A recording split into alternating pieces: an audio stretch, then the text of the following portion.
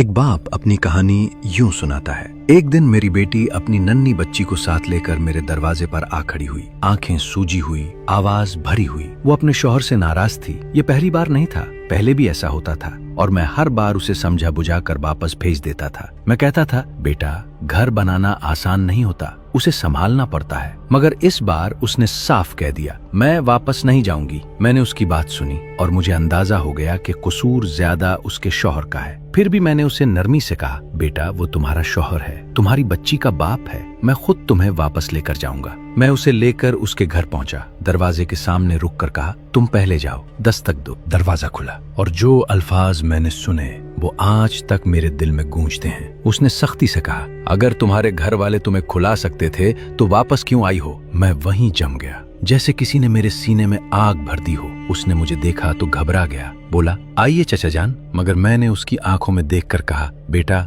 हम उसे खुला सकते हैं, बल्कि तुमसे बेहतर। लगता है तुम ही अपनी बीवी और बेटी का खर्च नहीं उठा पा रहे। मैं संभाल लूंगा उन्हें और जिस दिन मेरे पास ना रहा खुद वापस ले आऊंगा। मैं बेटी को लेकर वापस आ गया। रास्ते भर मेरे आंसू बहते रहे, मगर मैंने उसे सिर्फ इतना कहा, फिक्र न करो, मैं हूं तुम्हारे साथ। तब उसने रोते हुए बताया कि वो आदमी उसे हमेशा हमारे गरीब होने का ताना देता था। हालांकि जब शादी हुई थी तो वो खुद भी कुछ खास नहीं था। ये सुनकर मेरा दिल और टूट गया, मगर मैंने बस अल्लाह से दुआ की कि जो बेहतर हो वही करे। और फिर अजीब बात हुई। उस दिन के बाद मेरे रिस्क में इजाफा होने लगा, जैसे घर में बरकत उतर आई हो। कुछ अरसे बाद उसका शौहर फोन करता है, आपकी बेटी कब वापस आएगी? मैंने कहा, अभी मेरे पास है जो उसे और उसकी बेटी को खिला सकता है। उसने धमकी दी, मैं तलाक दे दूंगा। मैंने कहा, दे दो, और उसने वाकई तलाक दे दी। मेरी बेटी टूट गई, खास तौर पर अपनी बच्ची के लिए, मगर मैंने उसे संभाला। अल्लाह बेहतर बदला देगा। वक्त गुजरा और अल्लाह ने वाकई करम किया।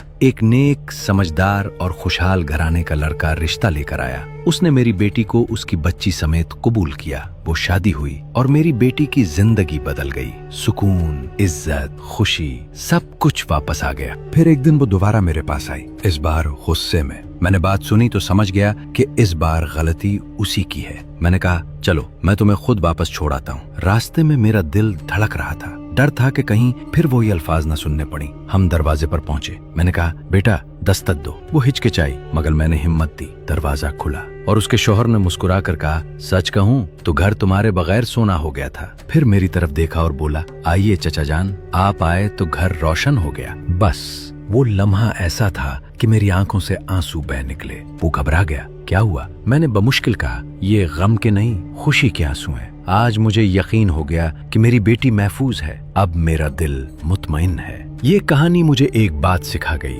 इज्जत के साथ लिया गया मुश्किल फैसला कभी जाया नहीं जाता। अल्लाह देर करता है मगर अंधेर नहीं करता। जो अपने बच्चों के लिए सच्चाई और गैरत के साथ खड़ा होता है, अल्लाह उसके लिए ऐसे रास्ते खोल देता है जिनका वो सोच भी नहीं।